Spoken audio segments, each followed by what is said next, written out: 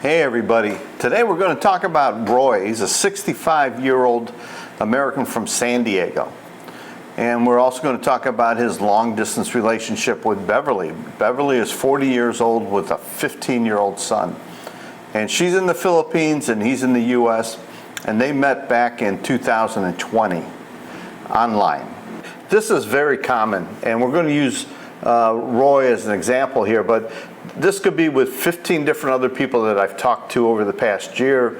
Could be 10 different emails I received recently, or even some video calls I've done with people.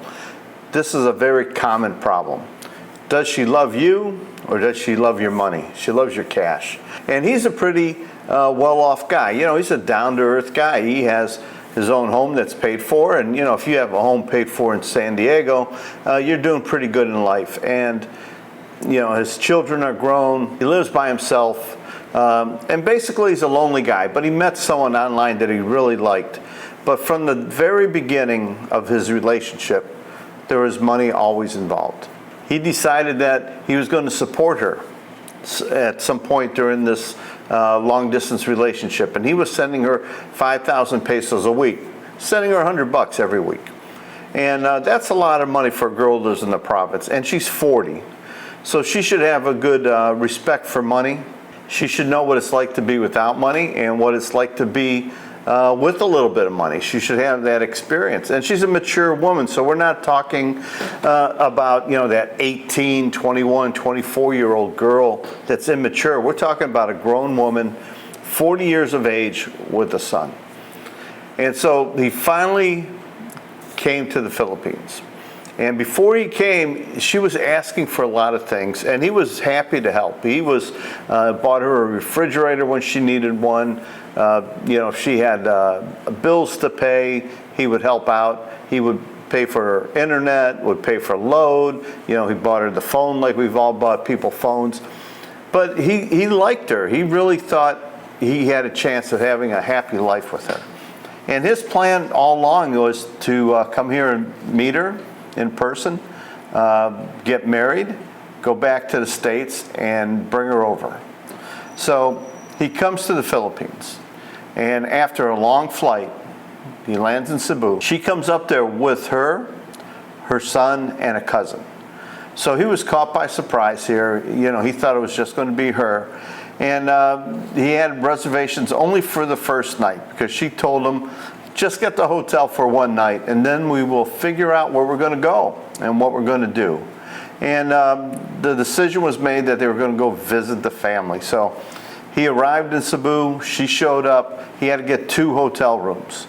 And he didn't have enough time to recuperate. He got off the plane, checked in, and in a few hours later, they were checking out and headed down to the province in Mindanao.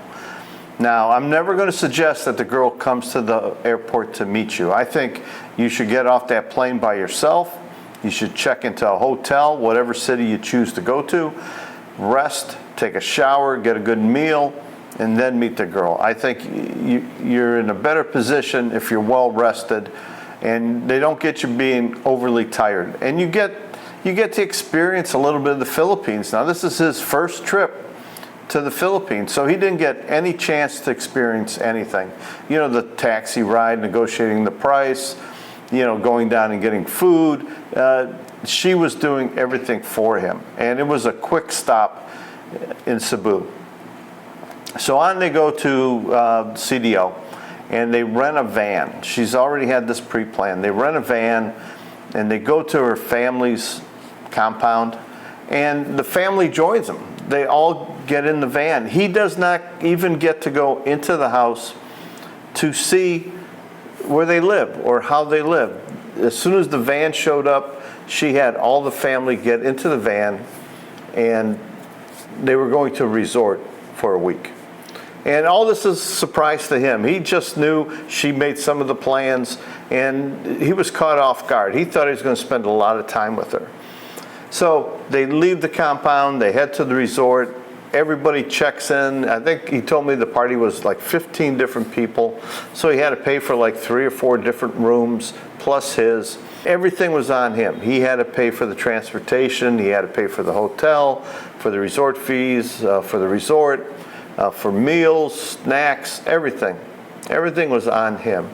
But he liked this girl. He thought this was the girl of his dreams, 65, he's back in the States, he's lonely, he's right in the middle of the woke movement there. He's right in San Diego, right in California, in the heart of it all. It could be hard for an older man to have an enjoyable dating life and meet somebody in that environment. So I don't blame him for looking for a Filipina to fill that gap. And he was looking in the right age range. She was 40 years old, a single mom.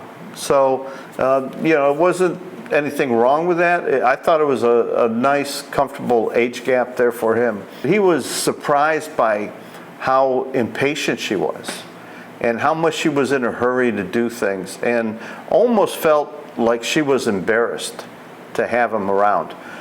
She didn't take him into the parents' house, to the family home, and see everything. Even though he bought a refrigerator for him, and even though he bought a stove for them and other items that he was, sending money for them to buy, he just didn't get a good vibe there. So they get to the resort, they get all checked in, and he's got the family all situated, and he surprises the girl. He gives her an engagement ring. Now this is $3,000 or $4,000 USD engagement ring, and she of course loved it. It was exactly what she wanted. But she asked him to bring some necklaces. She wanted a new necklace. So he bought a necklace in the US, he brought it here, he gave it to her, and she was pissed, man. She just took that necklace and threw it at him, said, "This is cheap. You didn't spend enough money on the necklace. I wanted a gold necklace, and you got a silver necklace." And just made him feel small, and just started belittling him about the value of the gift. And then she started going off on him. You didn't bring a gift for my family. You didn't bring anything for my family. Now guys, when you go to the Philippines and you met your girlfriend, either it's right off the plane or you met a girlfriend later on in your stay here, did you take gifts to the family? Leave me a comment below. What do you think about that, taking gifts to the family? So she goes, "I'm embarrassed. You didn't bring any gifts for my parents. You didn't bring any gifts for my siblings." And he was like shocked. He didn't know the plans. He didn't know he was going to pick up the whole family and take them to the resort. And even though he took them to the resort, inside he was saying, "That's my gift, is this holiday, this vacation to the resort for a week." She goes, "No, you have to give them some money. I want you to give them all 1,500 pesos each." Well, Roy, he's looking down, and he's got cash, Philippine money. He has some money. But he only has 1,000 peso bills. He goes, "Well, I don't have any 500s. Can I give them all 1,000 each?" She goes, "Oh, no, you're going to embarrass me. Give everybody 2,000 pesos each." Now, this is ridiculous, It's one thing to give a gift to the parents and maybe a sibling that you've talked to online, but to give gifts to the kids, to the nephews, 2,000, the same gift you give to the parents, you give them to every child, is ridiculous. It's something you should never have to do. And already there's signs here that he's being used just for his money. And he said, the next day we went down to the beach, and she's had this fit about the necklace she didn't like. And she's showing everybody the engagement ring, and they're walking on the beach, and she has a friend with her that has a camera. It's a Filipino cousin, one of the people in the party, and she goes and starts taking glamour shots on the water. And she's a nice looking girl. I saw the photo. She's nice. So she's taking all these glamour shots, but none of the photos, he said, she asked me to join her.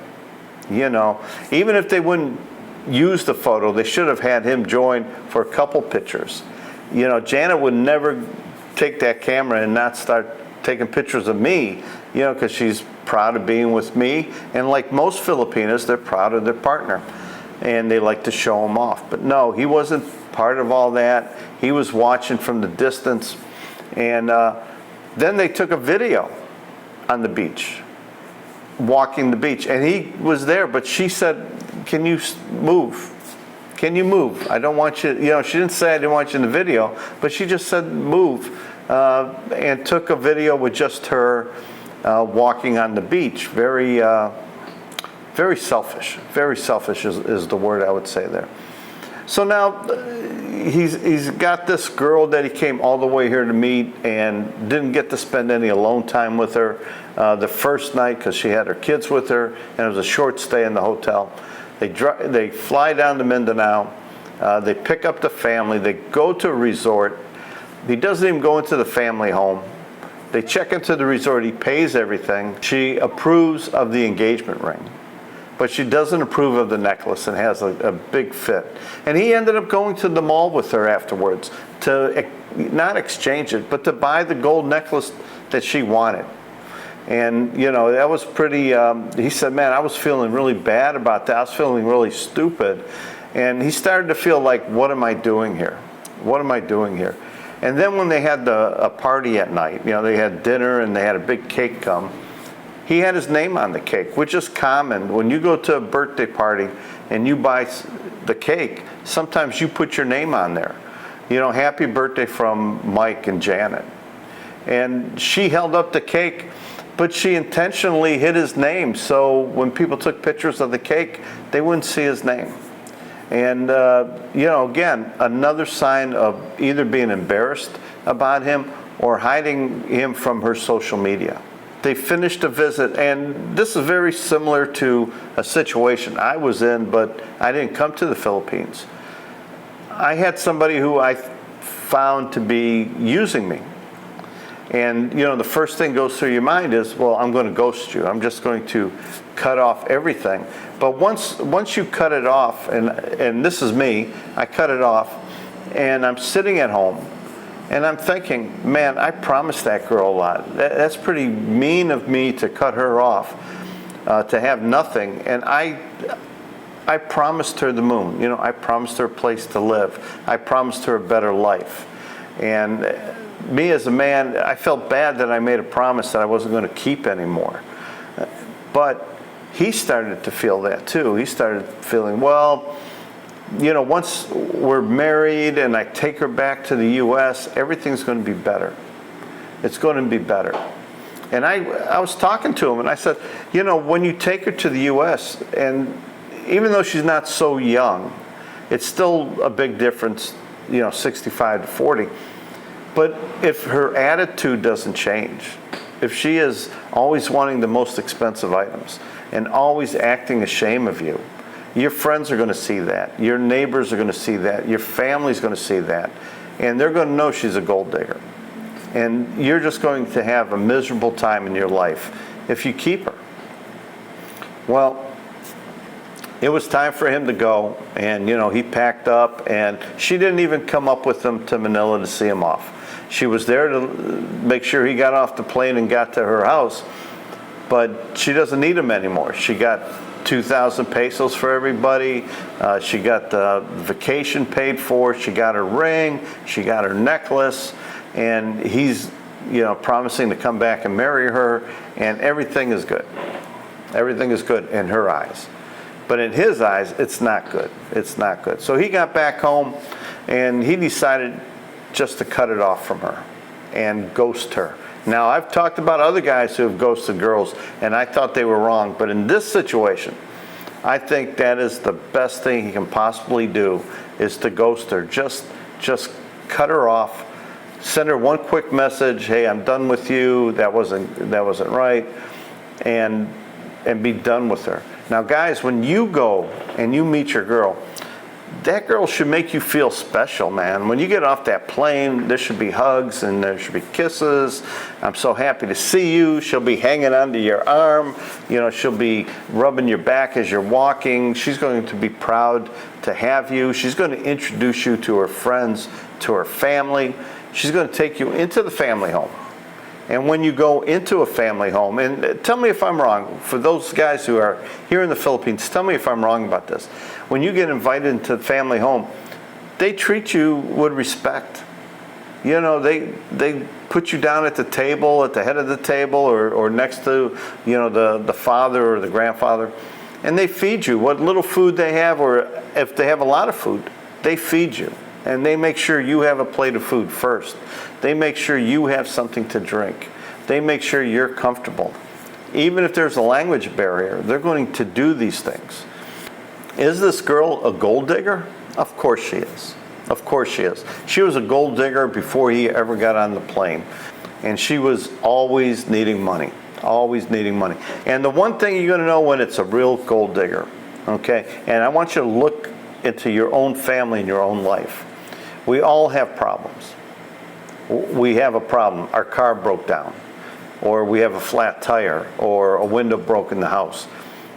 You know, the freezer broke, or the washer broke, or the hot water tank went bad. We always have a problem. But we don't have a problem Monday, get some money, solve it, and then have a new problem on Wednesday. And then solve it and have a new problem on Friday. We don't have problem day after day after day after day. No, problems are far and few between. And people, when you're talking to a girl online, man, you got to watch for those red flags, guys. If they have a problem, there's always a new problem. They're starting to make up these problems. And I don't care if they show you a receipt. I don't care if they show you a picture of someone in the hospital. Receipts are a dime a dozen. You know, pictures of people in the hospital are all over the internet. People in a funeral home, in the casket, dime a dozen.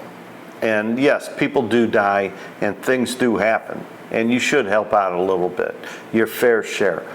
But if it's happening every day, be gone. And when you first meet someone online, man, you know, you got to be really careful. You got to put a limit on how much money you're willing to invest into a relationship. And I know loneliness kicks in and you get very lonely, and you know the nights are lonely, and here you have this good-looking girl who is talking to you. She's 20 years younger than you, and she's calling you in the morning. Did you get up? Did you take your vitamin? Did you eat your breakfast? When you go to work and come home from work, she's going to ask you, did you have a good day at work? Did you take your lunch? Did you take your dinner yet? She's going to show all these interests. But during the conversation, if she's always bringing up, oh, my phone broke, I have to use my sister's phone. And then after you replace that, oh, our refrigerator's no good. We have to fix the refrigerator. Oh, the roof needs repair. You know, if it's one problem after another, that ain't right, because a good girl doesn't do that. And you should be able to tell these things. You've listened to enough YouTubers and different people online that tell you the stories. This guy, he's such a nice guy. And the thing is, nice guys are the ones that get burned the most. Because if you're a cold-hearted guy, you know, I don't want to put it in a bad light, but if you're a cold-hearted guy and you can walk by a car accident and you can look at it and say, oh, those guys are going to take care of it, go on your business.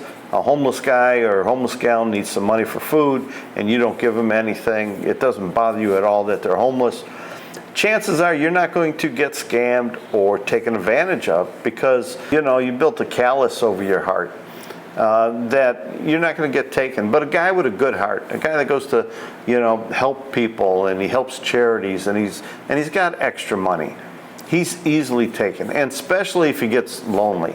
And a lot of people talk about an old fool and his money. Well, yeah, as you get older, you get more lonely. The days aren't lonely. The days are active. You can stay busy during the day. It's that nighttime when you get home and it gets dark out and you're sitting down watching a little TV and there's no one to talk to. Maybe you've been a widow for a while, or you've been divorced for a long time and you've been living alone. Your kids are long gone and don't live right around the corner. So loneliness really sets in. And it's so nice when a friendly face talks to you online. And you can talk for an hour or 2 hours and laugh and enjoy the conversation and just enjoy everything. It's easy to fall into that trap. Do they love you, or do they love you for your money?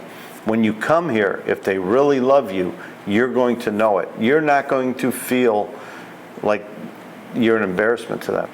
You're going to feel like the most important thing in the world to them. You're going to feel like a king. They're going to take good care of you. You know, they're going to tie your shoe for you. If you have trouble putting your sock on, they're going to just drop down to the ground and put your sock on for you. They're going to put your shoe on for you. They're going to tie your shoe, and they're just going to do this thing. They're just going to do this. And it's what a loving woman does here in the Philippines, a traditional woman. And you have to look for that. If you don't feel that right off the plane, run, Forrest, run. You know, all you Tom Hanks fans, run, Forrest, run. They need to show you the respect and make you feel like you're important, because you are important. You're in their life now. You're part of their life. And again, guys, leave me a comment about this. Roy is such a nice guy. My recommendation to Roy was to ghost this girl. Even though I've done other videos and said, don't ghost the girl. You know, it's so cruel. This girl needs to be ghosted, because every day she has the ticket to his heart. She has the key. She'll make him feel bad, and she'll get more money out of him. And he's better off moving on. And my recommendation to him is come to the Philippines and live here for a while. You have the money, you have the assets. Come to the Philippines. It's cheaper than sending money every week or every month. Just get on the plane, come here, meet the girl, meet the family, see how they treat you, and then see if they deserve your help by the way they treated you. You don't earn their help and their respect. They should give that to you the minute you get here. As for gifts, I'm a firm believer, yeah, if you're going to meet the mom and dad, bring a gift for the mom and dad. But I'm not talking about bringing $2,000. Bring them a box of chocolate. Just bring them a gift, and they'll like it, and they'll be happy to receive that. You don't have to give a gift to every cousin, every sibling, every person that comes out of the woodwork. Main gifts to the parents is okay, and maybe one of the siblings, if you've been talking to them online, your friends on Facebook, and you've had some conversations with them, maybe bring them a small gift. But don't be thinking you have to spend 30 or 40,000 pesos in gifts for the family. And don't think you need to bring your girlfriend a big and diamond ring, an engagement ring, and jewelry on your first visit. Make sure it's going to work first. Come here, visit them, get a lay of the land, see how they treat you. And if they treat you right, go forward with a relationship. If you get these bad vibes from them, like they take pictures and you're not in the pictures, if you're not on her Facebook as in a relationship, and there's no photos of you, or they're not tagging you on your Facebook, it's all red flags. It's all red flags. You've heard it 1,000 times. She only wants you for your money. Run, Forrest, run. But if she truly loves you, run to her. But you have to meet her to find out. There's so many good girls here. So many good girls. And there's only a few bad ones. And I think you're going to meet the bad ones online, because it's easy for them to communicate to guys online. They can lie to people online, eye to eye. They don't have that eye-to-eye contact online. When you see them in person, you can look them in the eye, and you can see if they're telling the truth. The professional scammers can lie all day long and not blink. But they're not going to want to meet you in person. They want to have all that money online. So guys, again, leave me a comment. Until next time, let me know what you think.